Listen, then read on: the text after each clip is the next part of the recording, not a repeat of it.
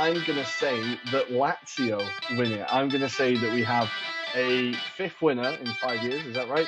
A fifth winner in 5 years. And I think Lazio are the team that are going to push and get the Scudetto. Bentornato, welcome back. And it is finally time to talk about Serie A and some calcio. We've been waiting so long. It feels so good that it's back. As always, my name is Ruairi and I'm joined by my very good friend Adam. Hey Rory, how are you doing this splendid evening? We've got glorious weather in the UK, but more importantly, mate, how are you doing? I'm incredibly warm. I feel like I should say welcome to the Anglo-Italian pod. I didn't even say the name of the podcast. I'm incredibly warm. As people who are viewing will see, I'm not calling from the past. I'm not in the year 2005. I'm in fact down in Puglia. And this is what happens apparently. We have taken a step 30 years into the past by the looks of it. But yeah, all good. It's incredibly hot down here. I think it was like 36 degrees today. A real scorcher. So yeah, been a bit of a rough day, but you know, I suffer on holiday. You know, life is hard. How are you, mate? I think you did a bit of a Uri and Timber this weekend, right? Fortunately, I have done in my knee yesterday at football. Innocuous challenge as they ever are, and unfortunately my studs were stuck to the ground. I kind of twisted and then felt my knee twitch and buckle, and I knew from that moment onwards that was it. I mean, the guys were desperate for me to just go in goal, and I was like, I'm not going to be much use to you. I'd be like the equivalent of a spade in the ground, basically. I can't move. I was wincing as I was walking back home, but luckily still better than Handanovic. A little bit better, although there is this. But yeah, I have to say it's going to take, I think, a good 2 weeks before I'm back doing some activity. It feels like that. So yeah, pretty rough, mate. Pretty rough. But we have got some football to talk about, haven't we? Mm-hmm. We've got a lot of football. We've got a lot of football to talk about. We're going to do a very quick little bit of Premier League news roundup. It's been a bit of an eventful day, couple of days. We're going to start with a story that really put a smile on my face today. I really enjoyed it. When I saw that tweet drop from Crystal Palace of just the picture cropped just perfectly, so they were shaking hands and you knew what they weren't showing, but Crystal Palace and Michael Olise agreeing to a 4-year new deal for him to stay with the Eagles, for him to not go to Chelsea, all because apparently Steve Parish was ready to report them on their conduct. And this is something that also has prevented them from signing. I want to say it was someone from Newcastle. There was another signing that they were trying to make, and the club threatened to kind of report their conduct. And Chelsea have pulled back and gone, okay, don't do that. We've got the spotlight on us enough already. Maybe we don't need the lawyers turning up. But this is huge for Crystal Palace, right? And for Chelsea, the collection of footballers has been stalled. They do just seem to be collecting at this point. But how big is this for Palace, do you think?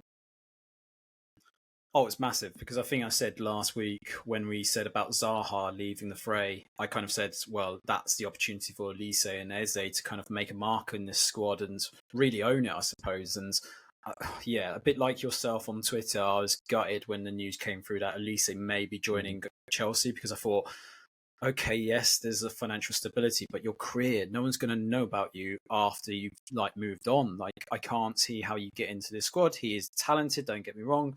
And there were suitors in the likes of Man City, which I think would have been a perfect kind of upgrade for him. But yeah, I mean, obviously when the news kind of came through, I had to kind of pinch myself, Rory, because I saw Steve Parish, and I have a lot of respect for Steve Parish because he talks a lot of common sense, I feel.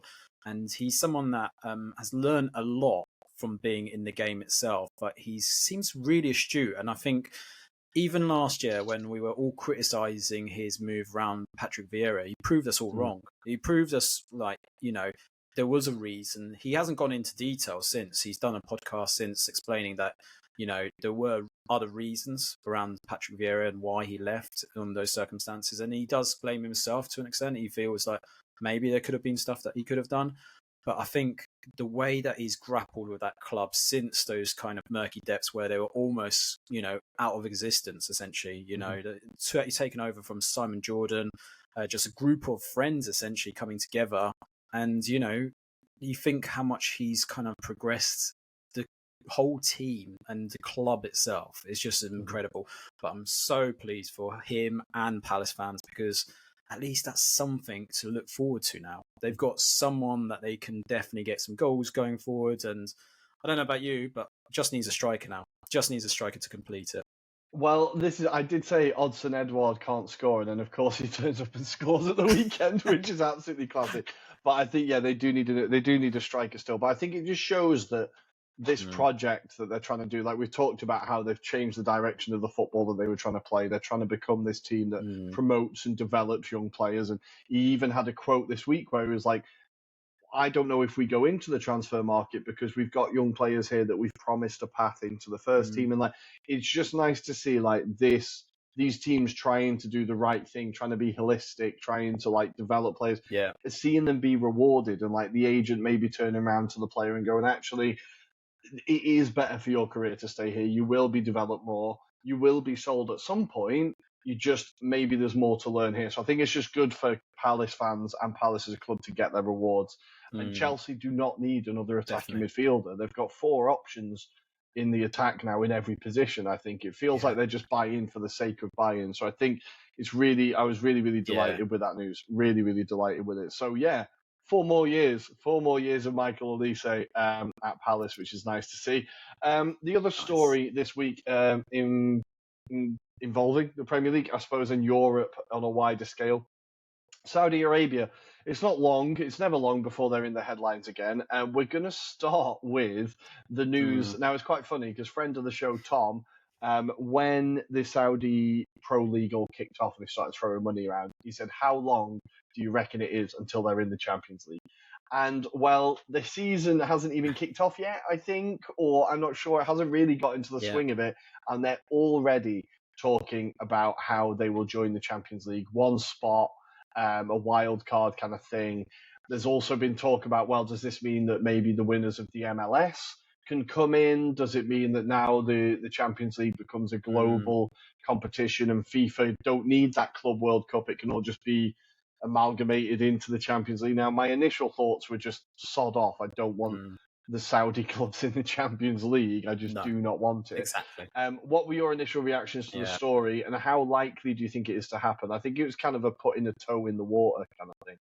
Yeah, it's a toe in water that you feel UEFA would accept, though. It feels like from the recent comments that, the chairman said recently around how they want to generate this new kind of platform for the clubs when they come into the Champions League. Obviously, we're going to see it into like a league format going forward rather than the knockout stages and the group stages as well. So we are going to just have this one massive league of these clubs kind of battling out. And if that wasn't kind of, despairingly, like, you look at that and go, really?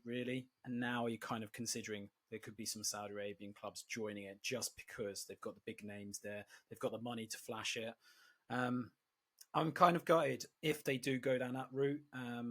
But it's one of those that it just feels inevitable. I don't know about you, but it just feels like it's going to come, whether it's now or whether it's in 3 years' time. And probably from my point of view, gutted to see that could be what we see going forward. It just feels like as long as you've got the cash, then, you can buy whatever you like. I think someone jokes around on our Twitter account saying, well, we've got Australia on the Eurovision, for example. So, yeah, anything can happen, right? But, yeah, it's not something that I'm looking forward to, mate. I'll be brutally honest. Yeah, I think it's a kind of the Saudis buying their way into everything, isn't it? It feels like they're getting everywhere at the moment. So I don't think it's a particularly football seems to be getting further and further away from us by the day. It's been a difficult week to love football. I think there's been a lot of stories that have made us quite depressed about the sport in general. Moving on to one of those. The 2 definitely separate entities that are not involved in any way at all, way, shape or form. Just by coincidence, Saudi Arabia are going to have 2 international friendlies take place in St. James's Park. The government were reassured multiple times that they were not connected. The PIF and the Saudi state were completely separate. We knew this at the time, that it was a complete joke. it's now only been confirmed, really. Nobody was surprised. The only thing I think about this is that people of Newcastle, you could really embarrass yourself quite a lot here by how you behave. We saw the reaction to when the club was bought and everybody went out and bought tea towels and tied them to their heads in slightly racist behaviour. And I feel like we could see similar scenes. I feel like Newcastle could really show themselves up if they kind of roll out the red carpet a bit too eagerly again. There was a survey issued this week about how happy fans are with their clubs being run. Now, the two that stuck out were Everton at 8% of their fans, that 97% of the fans that they surveyed were happy with how the club's being run. So I think we could see scenes that are slightly embarrassing in Newcastle. How do you feel about this story? Yeah, I mean, it's inevitable. It feels like it. You know, you already saw the away kit being changed to Saudi Arabian colours by chance. It's not like a fluke or anything like that. But I mean, it does feel like the way that they've gone about the business is a form of sports washing right now. They've proved it so far with what they're trying to achieve with the league. They're trying to buy, obviously, golf. I mean, what's next? I mean, that's the whole point, isn't it? So it's obviously, when you look at it as well, broader spectrum, they've signed up deals with DAZN to kind of broadcast Saudi Arabian league games as well. So apparently they've signed up for the UK to be signed up for this. There's Austria as well. So they're doing steps that obviously China didn't do when they were kind of buying these talents. They're starting to learn what they need to do to kind of bring it to the pinnacle of like people's audiences right now. So yeah, with that kind of wealth, and they've got the expertise now, it feels like it's going to be a matter of time before you start seeing a lot of these clubs play in friendlies and maybe more going forward. So yeah, depressing, mate, depressing. It is. It really, really is. And obviously, the story, the elephant in the room at the moment, that we don't really, our attitude to this story, we've made perfectly clear. But of course, the Mason Greenwood story has popped up again this week. Manchester United could not have handled it any worse than they have at the moment, putting the responsibility onto their women's team that are busy trying to win a World Cup is both cowardly and incredibly misguided. I don't really think there's much more to say than it's disgusting. If we see that thing in the Premier League again, it'll be too soon. And there are other clubs that need to address it within their club as well. It's something sport-wide and society-wide that needs to be looked at. So I don't think we're really going to talk about it. Our attitude is what it's always been. So we're going to leave it there, I think, and we're going to very smoothly go into our Serie A predictions. So after this very quick break, we are going to be talking about who will lift the Scudetto, or who will wear the Scudetto come the end of the season. We're going to talk about which teams will make top four. We're going to be talking about Capocannoniere. We're going to be talking about which teams will be relegated. We're going to talk about who will be the best signing, who will be the worst signing, who will be the best manager, and which team will surprise us the most. We will come back with that after this. My name is Massimo Morales, and you are listening to Anglo-Italian podcast. Ciao, come stai? Bene, bene, good. Welcome back to Serie A. It all kicks off this weekend, Adam. It is finally back. We always have to wait that little bit longer than the Premier League, but it's always worth it. And Napoli, can they defend the crown? We've got exciting teams coming into the league like Frosinone, Genoa, a really different Genoa to the team that went down. Cagliari coming back. We've got Roma being incredibly clever in the market. We've got Fiorentina being very exciting. There's a lot of teams that have really shaping up and changing a lot of things. How do you feel in general heading into the season? Are you excited? I'm excited. Again, I feel like Serie A doesn't do itself justice, but this could genuinely be a season where we see another different winner. And this is the thing, I think it's one of those where when you look at the business that has been done this summer, granted, there's been a lot of talent that's gone out of Serie A, but there's been some fantastic signings coming in as well. So, when you think back to, I suppose, May, when Inter Milan last kicked off against Man City in that Champions League final, you're kind of thinking, right, what business is going to take place? Spalletti was rumoured to be on his way off, and obviously that did happen. But then you saw also Maldini leaving Milan, and you're kind of thinking, wow, what's going on down there? And then Milan obviously or Inter, should I say, do some interesting business as well. And then you hear about Mourinho and the signings he's brought into Roma. And Lazio in the background seem to be making noises, but they're not necessarily signing until more recently as well, Rory. But then you've also got Atalanta. Atalanta have done some fantastic bits of business. So it's exciting. It's exciting. And then we failed to kind of recognize Fiorentina, for example, have done some incredible business. I don't know if it's enough to take them into the top 5, but certainly they'll be pushing for there or thereabouts. And then you think about those kind of teams that are on the outside, the likes of Bologna, for example. Could they push it this season as well? Monza, we've talked about them last season. Will they do it this time? I mean, it's hard to say, but yeah, Rory, what about you? How are you feeling about it going into this kind of opening game week, should we say? I think you're right. There's a lot of talent that's come into the league, a lot of exciting talent that's come into the league. I think Serie A is now pretty much the second most appealing league in Europe for players to come to. I think, like last season, there's arguably the best collection of coaches within Serie A. And I think we're just going to see a lot of teams who were at the start of a journey last season start to push a little bit further into that. And it should mean that what has been a very competitive league already will be more competitive, which is what we want to see, especially when the Premier League feels like there's only one team that's going to win it. It's nice to see a league that's a bit more open. So I'm super excited about a lot of teams and a lot of players. So let's get going. Let's start with, now I think I've got a controversial one, but I'm going to go for you first, Adam. Who do we think will win the Scudetto? Will Napoli retain their title? Will there be a completely new winner?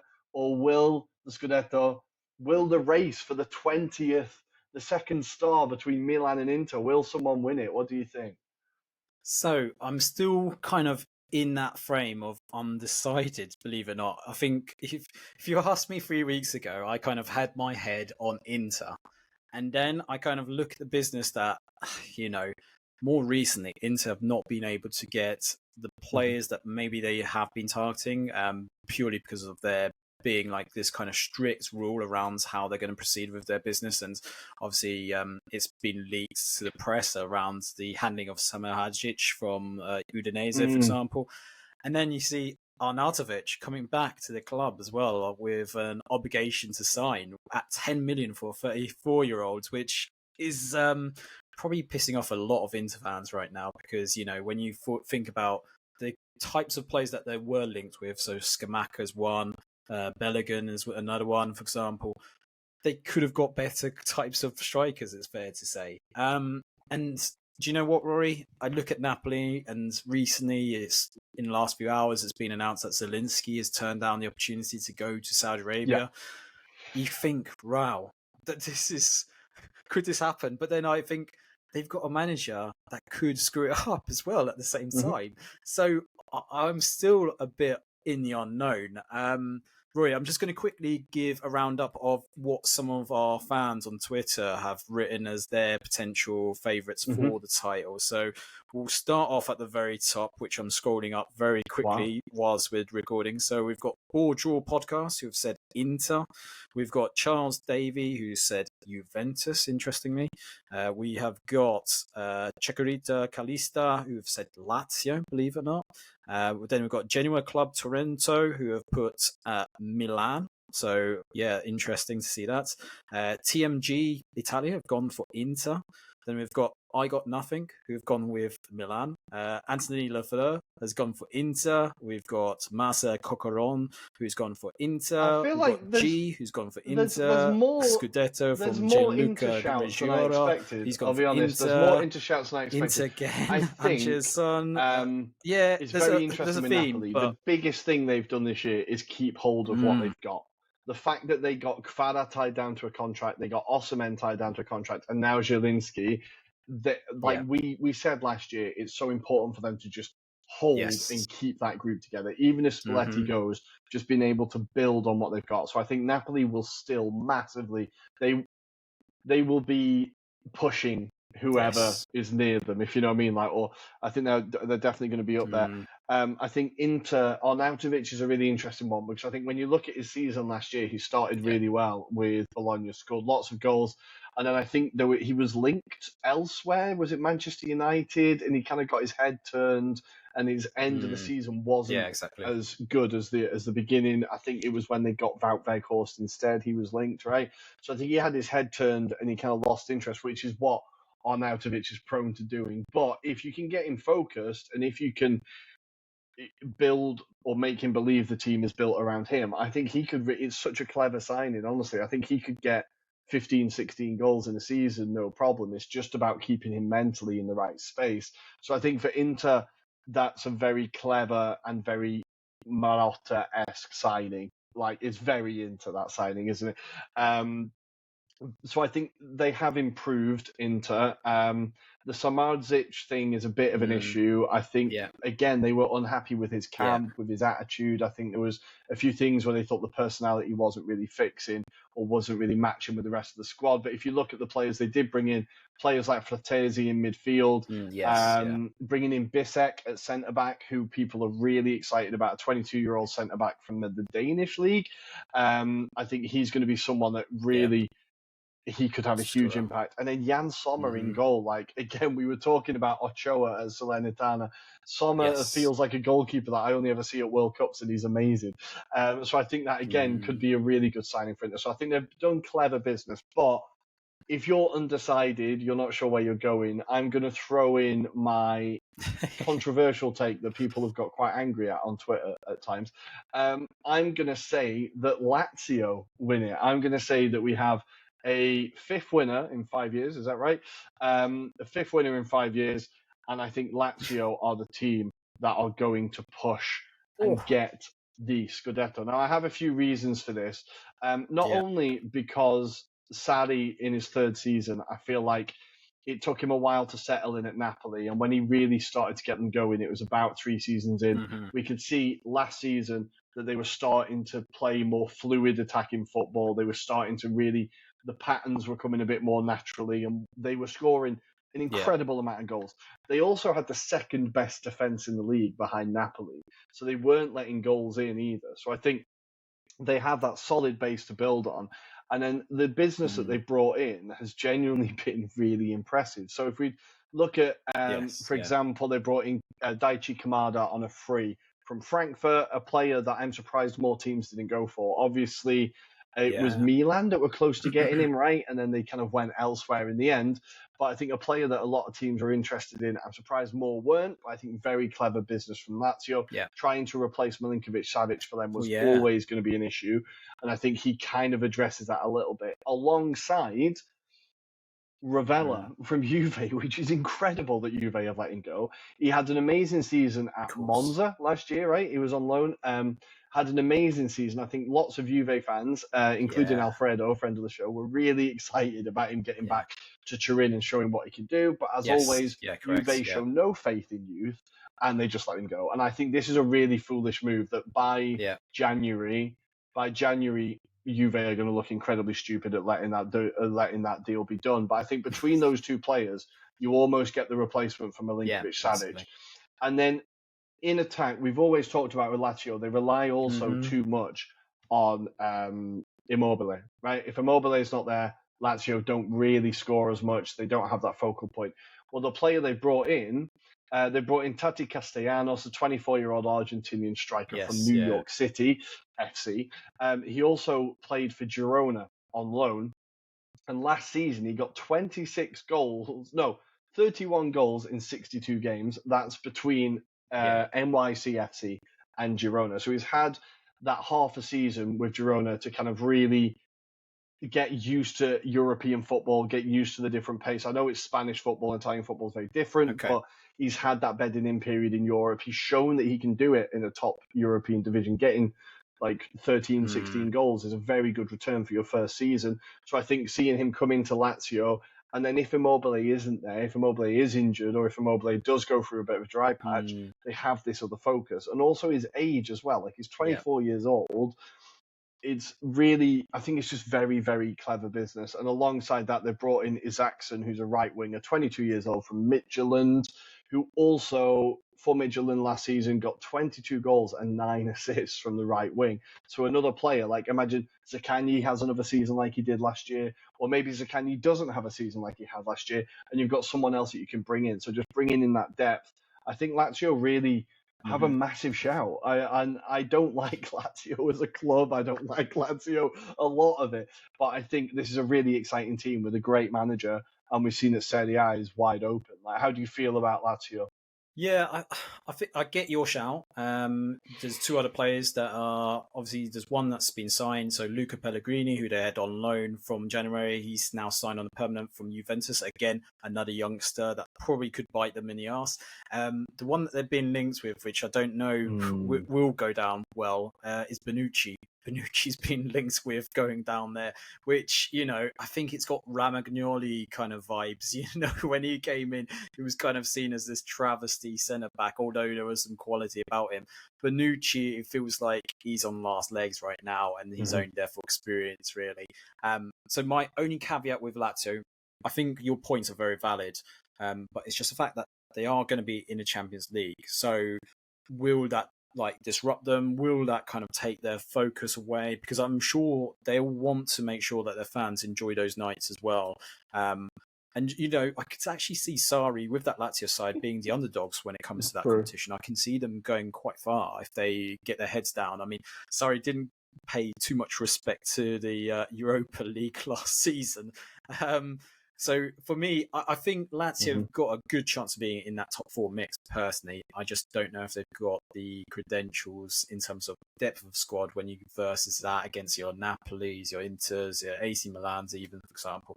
I just think they've just got slightly better quality players that they can rely on if there's an injury, which I feel like, you know, if there's 1 or 2 injuries to Lazio, then you might see the difference in certain games. See, for me, I'm still going to stick my neck out and say Inter. For some reason, I've got this still going in my head, and I'm feeling Inter. I just think their business isn't finished because there's still time in the window, obviously, in Italy. There's still time for them to do some late business. I think Arnautovic is just an experienced player. So we're going to rely on, Rory, getting rid of Correa. Can they just release him or get him off the books? I didn't realise he was so high on those wages. Chuck him in a van. Exactly. You know, someone needs a chef, right? There's got to be some restaurant up and down the country in Italy that needs a chef. But yeah, that's the only thing in my head. It's ringing because you got Fratesi so strong. I think maybe defensively it's going to be a bit of a challenge because, yeah, if you're going to bring in Bisek and expect him to do everything, it's going to be a bit of an ask. But I think if you look from midfield onwards, solid, you know. And as you rightly alluded to, Sommer also played alongside Marcus Thuram when it was at Gladbach. And they had some really good combinations when it came to quick ball from Sommer going to Thuram. Thuram's already excited the Inter fans by showing he's a lot better with the ball versus Lukaku. He releases the ball, he can control it, he can protect the ball, more importantly. So it doesn't just flick off him and then bounce like 500 yards away from him. So I think he adds a bit more quality, and it'd be interesting to see that combination between him and Lautaro. I think that's going to be interesting. But the one club that we haven't mentioned so far, Milan, as well, they've made some phenomenal business, and Chukwueze, him and Lau, that's going to be some combination this season. But how do you see Milan this season? Yeah, I feel like Milan we've kind of not talked about all, but they have really, as you alluded to at the beginning, with Milan getting rid of Maldini, it was all kind of doom and gloom and what are they doing? This is crazy, you can't get rid of him. And then what they've continued to do is seemingly very clever business with young players and bring in a whole raft of just young, exciting players. So if we just very quickly go through it, Yunus Musa from Valencia had an incredible tournament with the USA at the World Cup. Chukwueze has been killing it with Villarreal. Christian Pulisic, I don't like him, but other people seem to. Tiani Reinders from AZ Alkmaar is a very exciting player. Loftus-Cheek from Chelsea. Okafor from Salzburg, a striker that everyone's been really excited about. And Luca Romero from Lazio. A lot of people asking why they let go of him. So they have brought in a very young, exciting raft of players to just revitalise that squad a bit. And I think you're right, it kind of expands their attacking options a little bit between Chukwueze and Okafor and gives them a bit more flexibility, a bit more depth. I think the only thing with Milan is Pioli came so close last year to he always seems on the brink of being fired. And I think if they get off to a bad start, Milan might not have the patience for him. So I think it all depends on how good a start they get off to. I think they'll easily be top four. I just think because, and this is kind of what people said about Arsenal, I suppose, but because they're bringing in so many young players, maybe they're not quite there yet to win the title, but they can get there and push and get those regular top four spots. So I think Milan will be there. I just don't quite have that feeling of them getting over the line. But Adam, I'm going to put you on the spot. Your top four. So you said Inter for the Scudetto. Who do you have in second, third, and fourth? So I'm going to go with Napoli for second spot. I'm going to go third place Milan, and I'm going to change my mind because originally I had Juventus in fourth spot, but I'm going to go with Atalanta. I just think the business they've done of late with Scamacca and De Ketelaere, I mean, people will mock, but De Ketelaere, I think, will probably find himself at home with Gasperini and the philosophy. And someone said the other day, maybe he might look at the colours of the shirt and remind him what he did at Bruges. So perhaps we might see that happen. But yeah, I'm going to go with that as a top four. And we haven't even mentioned Lazio. We haven't mentioned Roma. I know we've briefly spoke about Lazio, but yeah, I think that's going to be the top four mix. I think Max Allegri has more trouble ahead, shall we say. I think Juve are going to have a very, very poor season. Again, their business, even though they brought in the guy from Napoli, their business seems really confusing at the moment. They seem to really be banking on Allegri and banking on what he wants and not really planning even medium term, let alone long term. So I'm not quite sure what's happening at Juve. I like the Atalanta shout. I think we could see Scamacca under Gasperini. The idea really excites me. Like I think it could be a generational season for him, honestly, because I think Gasperini can just get the best out of strikers. But I've said for my top four, Lazio in number one, Napoli second, Inter third, and Milan fourth. I don't think Juve come into it. Roma have had some very, very clever business, bringing in Ndicka, bringing in Aouar. They still need a striker. I don't think they're going to be quite there. So next, we're going to go for teams that will be relegated. So do you want to go through some of our nominations from our fans? And then listeners feels a bit less arrogant. Our listeners, what have they suggested for teams to be relegated? So, board draw have gone with Lecce, Hellas Verona, Empoli. Charles Davey has gone for Empoli, Salernitana, and Hellas. Then we have got Chikorita, Calista, who've gone for Frosinone, Sassuolo, and Salernitana. The Genoa Club, Toronto, have gone with Frosinone, Lecce, and Salernitana. TMG Italia have gone for Verona, Salernitana, Frosinone. We've got I Got Nothing, Frosinone, Lecce, Salernitana. I'm just quickly looking down. Pretty much that is consistent, yes, with the rest of our listenership and fans on Twitter, shall we say. I'm just going to put mine out there, Rory, so we can discuss it. So I think it will definitely be Lecce. I think it will definitely be Frosinone. And I'm going to go with Calgary because I just think, although they've got Claudio, I don't think they've got enough quality. That said, we'll wait and see. But what about you? Who do you fancy being down? Because Lecce, they were everyone's favourites last season, just because of Basharito, right? But Hulmand has gone to Sporting Lisbon, and obviously Marco Baroni has gone to Hellas Verona, and hence that's why I've not got them in the bottom three, because I think he's going to do a really spectacular job there. But yeah, I just think, it's going to be a bit of a struggle for Lecce this season. Where do you think this is going? Yeah, I think there's been too much change. There's been too much change between, like as you said, the coach leaving, players going back from loan, whatever it is. It's just a whole lot of change. And even players like Umtiti, he did his 1 year and left, which was amazing. It was great for him to be there. Seemed like he absolutely loved it. The fans loved him. But having someone like that in the change room with the experience, that little bit more quality at the back, I think that will be hugely missed. So I think Lecce are going to be really in trouble fortunately, because the missus is next door, and I am near Barry, so I need to definitely be saying that Lecce will get relegated. So I think they will. So do we whisper as well that Chedira is going to Frosinone? Nobody can talk about it. Nobody can talk about it. Not yet. Okay. Not yet. Don't sell him to them. Jesus. Wait until it's like Torino or something. Wait until it's a bigger team. But yeah, I think Lecce are in trouble. I think the next team, they are on my three. The next team, I've gone for the kind of Everton theory of they've circled the drain long enough now. They just need to go.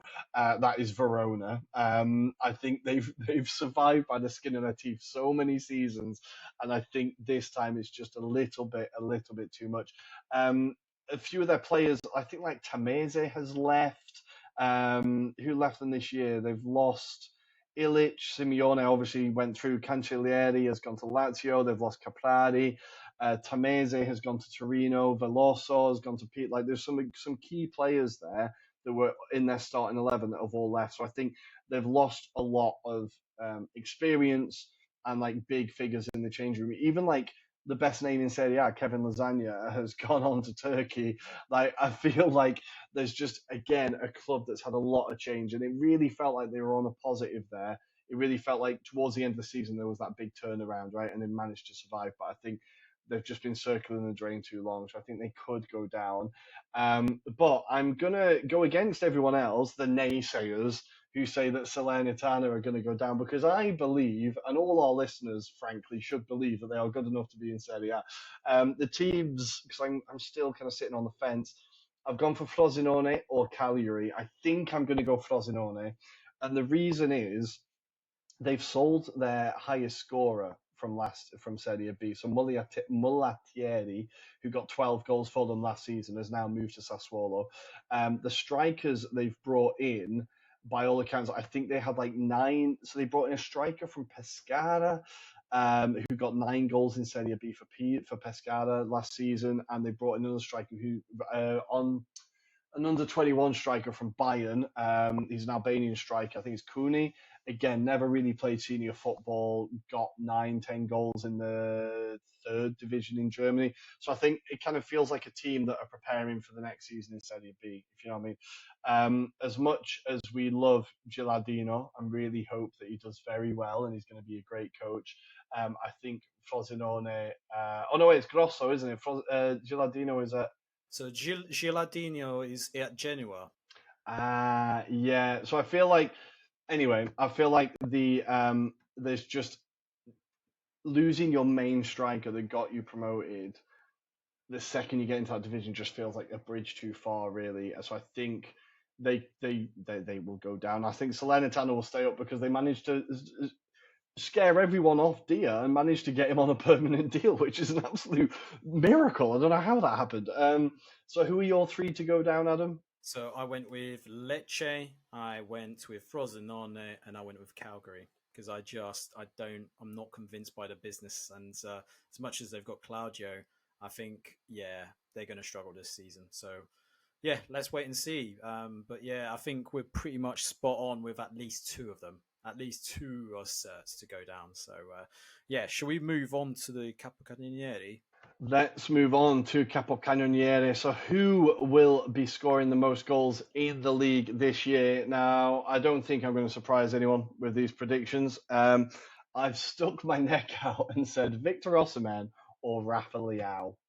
Rafa Leao maybe is a bit of an outside shout, but Osimhen obviously isn't. I think it obviously depends on Rudy Garcia. He's a manager that's had success in Serie A in the past.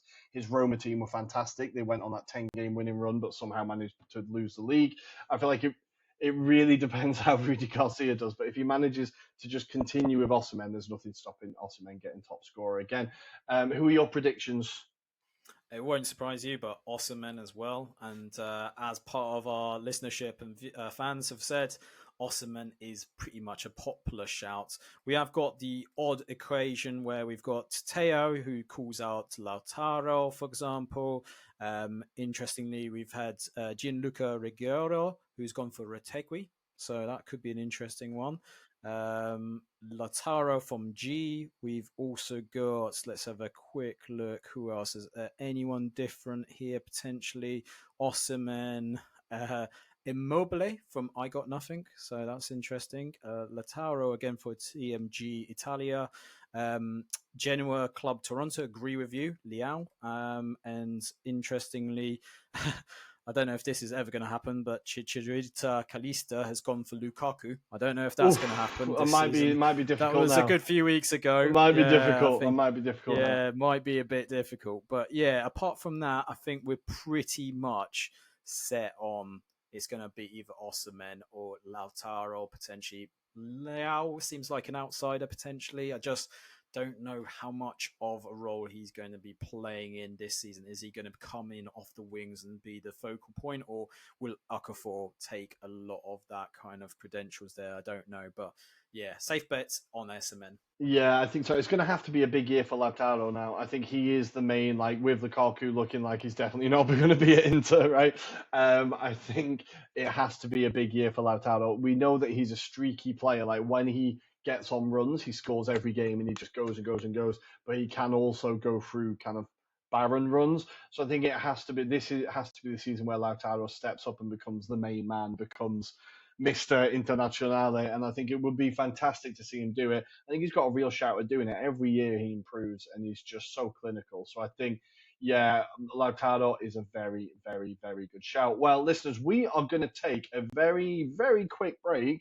I keep saying very, but we're going to take a quick break, and we're going to come back with best signing, worst signing, best manager, and surprise team right after this. Hi, I'm David Wheeler, and you're listening to the Anglo-Italian podcast. Bentornato ancora. Welcome back again, and we are ready to go through the last four of our predictions as we go through the best signing of the season, the worst signing of the season, the best manager, and the surprise team. Now, Adam, I've got 2 or 3 nominations for our best signing. I'm going to kind of decide now as I speak who I'm going to go for. My nomination is going to be Nzola to Fiorentina.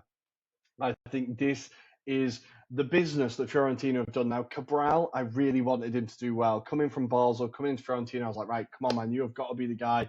He just wasn't quite the guy. Conference League, he was banging him in, but Serie A barely got a sniff. I think getting rid of him and bringing in someone who's proven in Serie A was the one bright spark for Spezia, or one of the bright sparks for Spezia last season. I think this is an incredible bit of business. And with Italiano coaching him, with Gonzalez behind him, with those attacking flair, I think he could really, really add a lot, especially to a team that really like quick, dynamic counterattacks. It's something that he's really had to be like thrive on at Spezia, and I think at Fiorentina he'll have a bit more support, but also be able to hit those strengths. So I think Nzola is a player that we could really see explode and get well into double digits. Because if he did it for Spezia, imagine how many he'll do it for a team that's actually half decent. Like, he could really put up some numbers. So I think this is a signing I'm very excited about. The other 2 I was kind of umming and ahhing about were Chukwueze and Okafor to Milan are the 2 signings I'm very excited about. But who is your nomination for who will be the best signing? So I had 3. Surprisingly, you have mentioned one, which was Chukwueze. I think that he's going to be phenomenal. I'm really excited to see him. Interestingly, the player that I thought you would go for from Fiorentina was Fabiano Paresi, who they signed really astutely from Empoli. What a hell of a signing that is. So that shows you some intent from Vincenzo Italiano to upgrade that squad. But I'm going to go with maybe a predictable one here, Roy. I'm going to go with Fratesi. I think he is just that little bit of a quality upgrade that Inter did need. He looks at home when he played against them, when he was on that pitch at the San Siro last season, should I say. And you know, I could just see what he's going to contribute, him alongside Barella, for example. And if you bring in Çalhanoğlu or whoever you have alongside those two, I just think it's almost the complete midfield for Inter Milan. I just think what a hell of a signing. I'm surprised there weren't more clubs. It's interesting that he turned down bids to go to the UK. He wanted to stay in Italy, probably because he feels more at home, potentially. Maybe he's seen what's happened. It's very Italian. Well. It's very Italian. Yeah, exactly. To want to stay in Italy. But I think the appeal of being there, being potentially in the fray for the Azzurri national team as well, I think that really appeals to him, basically. And Yeah, I think that's such a hell of a signing.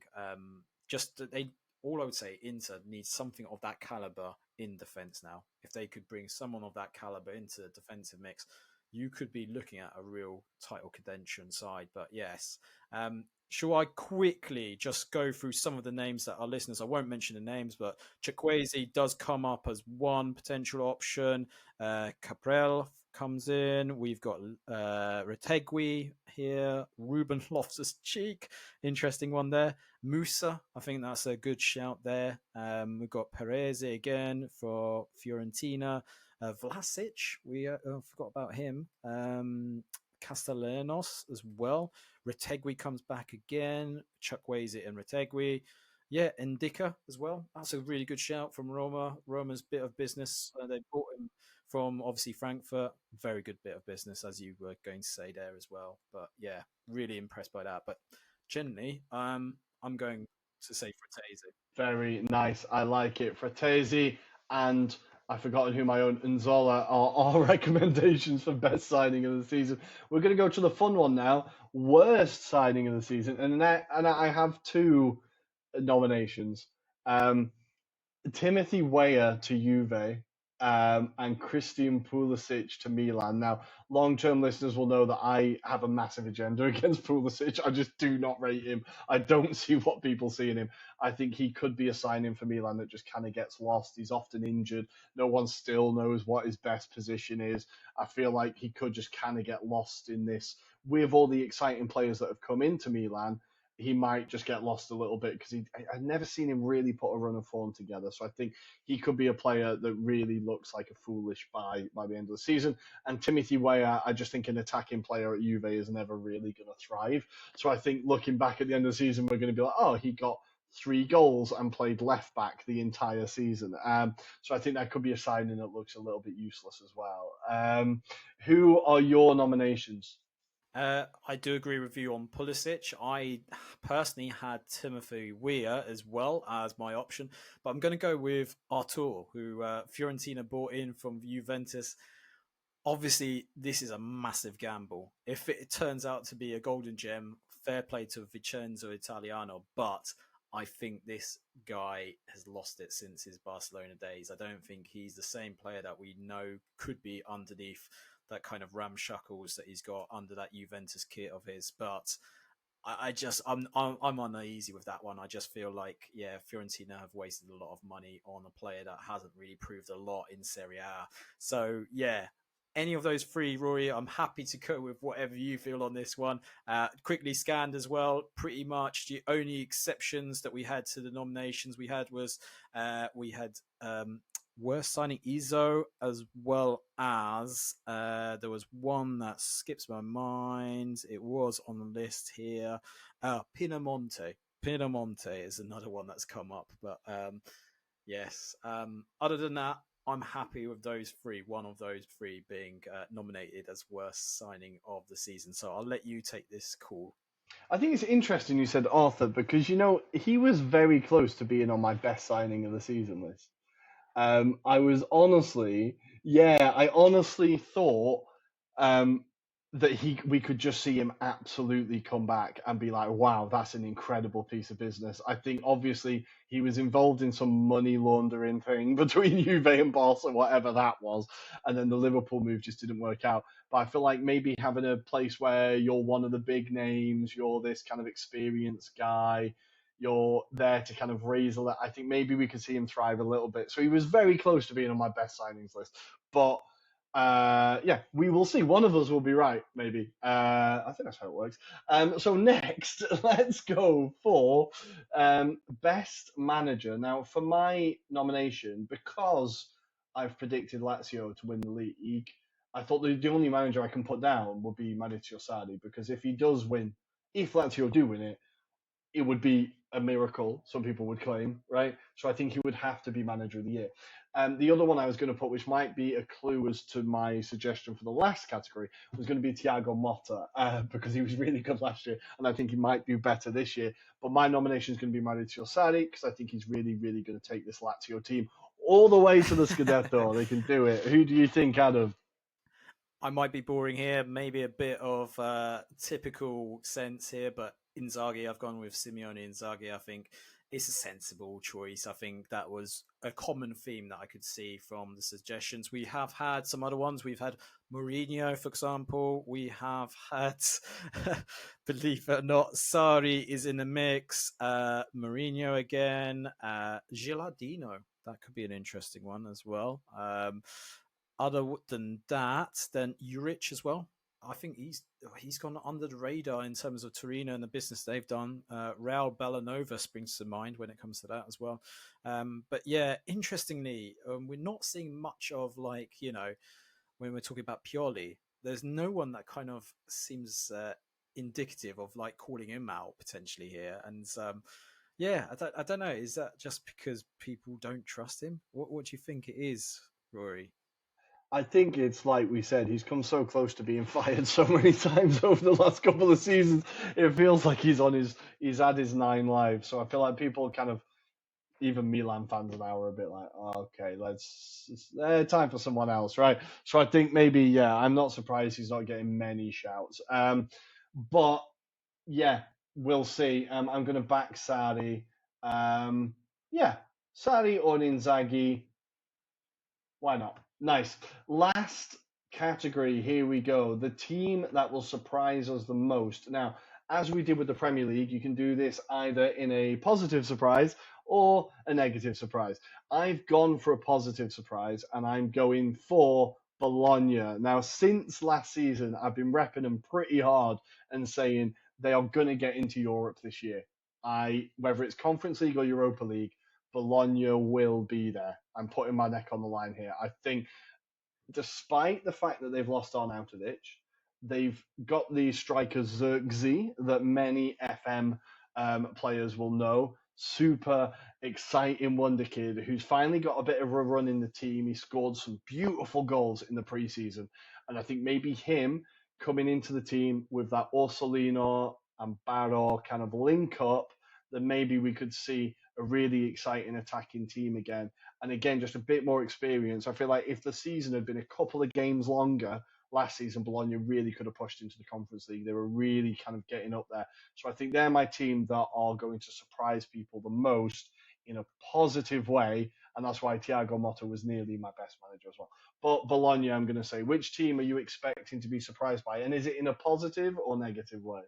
Again, positive manner, and I was actually going to call out Bologna, but do you know what? Because you've said it, and I want to be different as well, I'm going to go with the consensus that I can see from our listenership and fans. So I'm going to go with Genoa. Genoa, I think, are going to be definitely intriguing this season.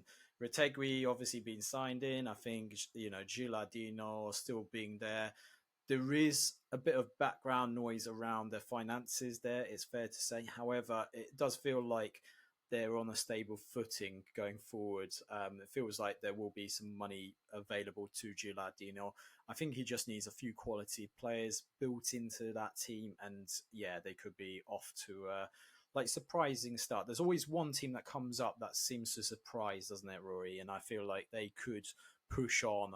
Definitely, when you think about the likes of Empoli and Sassuolo, I think maybe, they've just got a little bit of an edge this time round, especially when you think Sassuolo, if they lose Berardi to potentially Juventus, then again, they could be back to square one where they're kind of developing the younger players before they sell them on again. So for me, I'm going to go with Genoa. That was pretty much the consensus of most here. There is the odd shout here for Lazio, for example, which I think is fair as well, because I think they could really genuinely surprise again.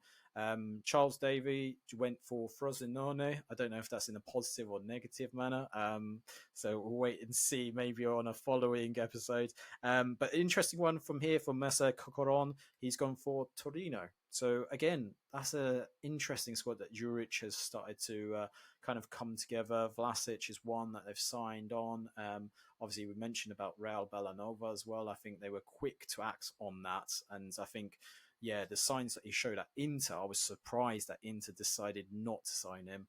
Maybe not also surprised, but I suppose it just depends on the finances they had at the time before the Onana move, etc. So generally the consensus though seems to be Genoa. So interesting one. It is an interesting one because we talked about last year, Sampdoria needed to go down for like a hard reset, right? And Genoa had been flirting with relegation for years before they went down. They've had a hard reset. It does feel like an exciting team. Retegui is a very exciting striker. I feel like for them to just get that quality straight away. Like it's not a striker that's been good in Serie B or a striker like it's someone who's played for Italy, got goals in the Argentinian Premier Division. Boom, we are back, kind of thing. And you know that Genoa, they're a huge club, right? They're massive, and they're gonna be able to attract talent. So I feel like they really are. Yeah, you could see a Monza-esque season from Genoa this year where they really push into mid-table and surprise a lot of people. So I do like the Genoa shout, but my heart has to go with Bologna. I've been backing them too long to give up now. So guys, those are our predictions. There you go. There we have it. Before we finish the Serie A thing, we do also very quickly need to talk about the Italian national manager. We need to give 2 minutes to this story. So Mancini has stepped down, or he's kind of sacked, stepped down. It's quite unclear. He's apparently subject of an offer from Saudi Arabia. I've been watching a lot of Italian news recently, and they all seem very angry that he sold the country out for Saudi Arabia. It's not gone down particularly well with Mancini's complicated history with the national team as a player as well. I think there's a lot of melodrama around this. Obviously, the name that everybody threw into the hat was Spalletti, because of course. But of course, De Laurentiis has said, well, if you're going to do that, you need to pay me 11 million. So he's asking the FIGC for the compensation.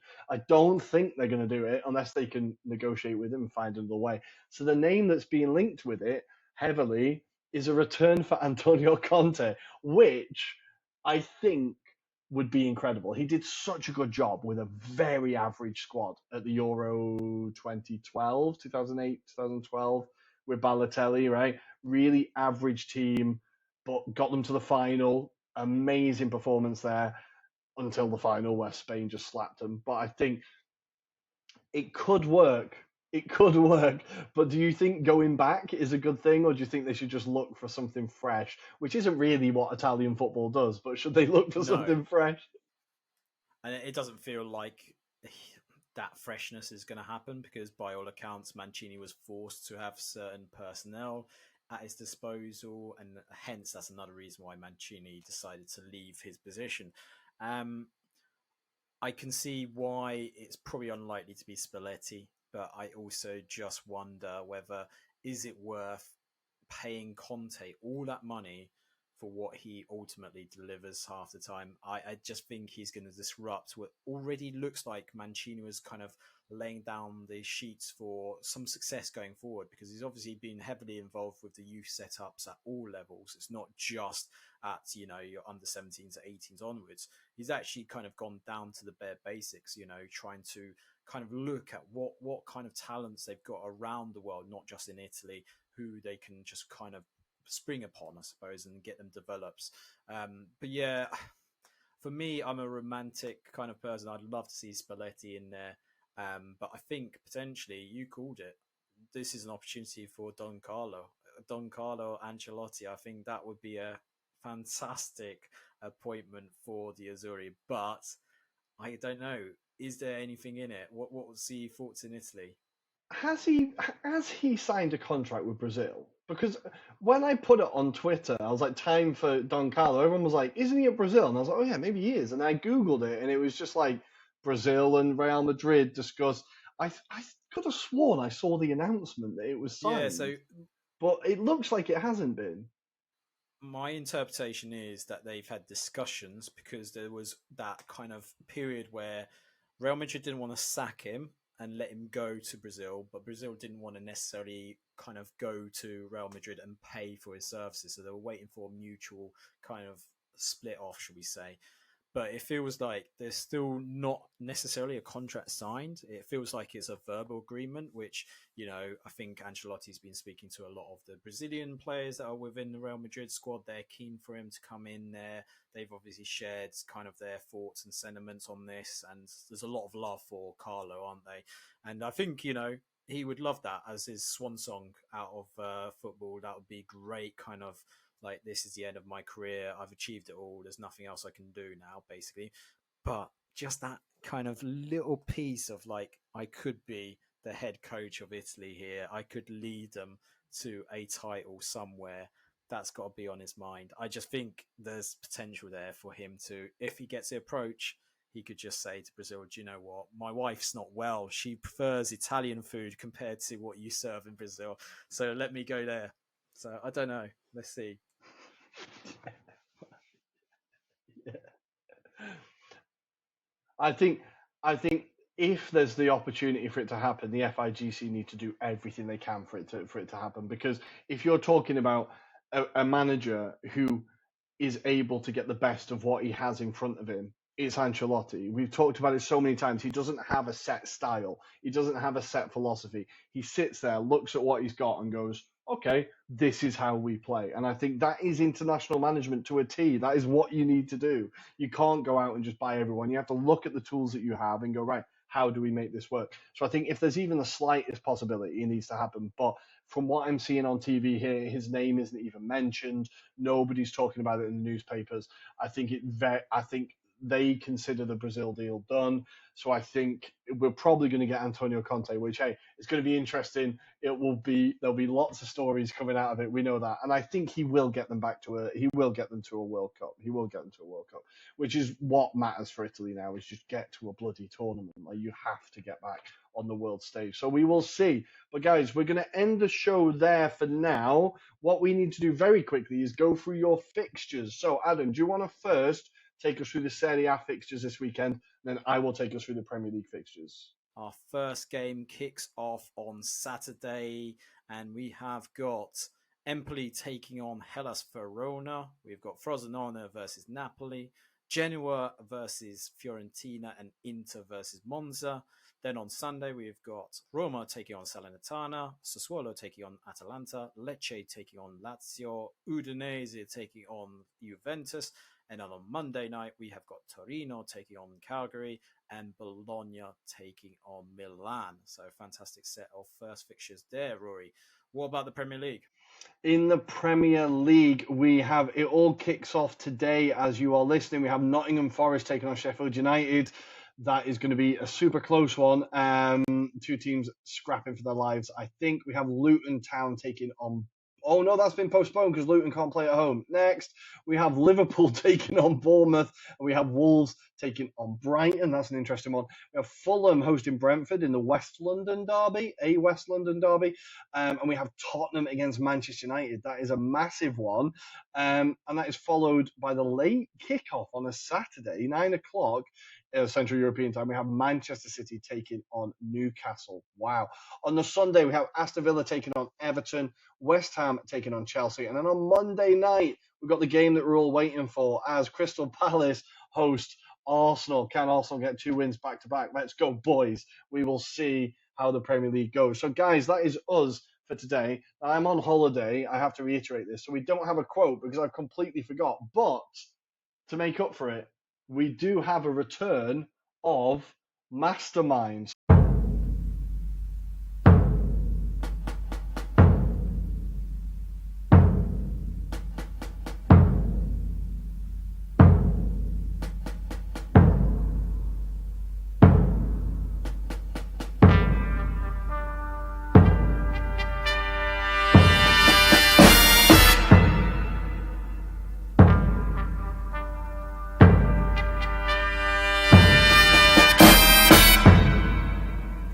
So each week, one of us is going to answer as many questions in a minute that the other has set based on a topic.